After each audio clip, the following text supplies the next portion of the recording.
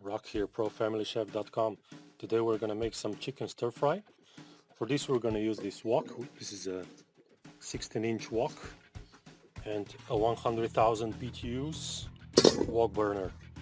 For this recipe we're gonna need some chicken breast.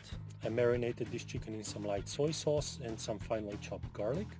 We're gonna use also, this was an overgrown zucchini, some carrots, some peanuts, 5 eggs. I made this sauce, which is from light soy sauce, some fish sauce or oyster sauce, and I added some chili sauce, and of course pre-cooked rice.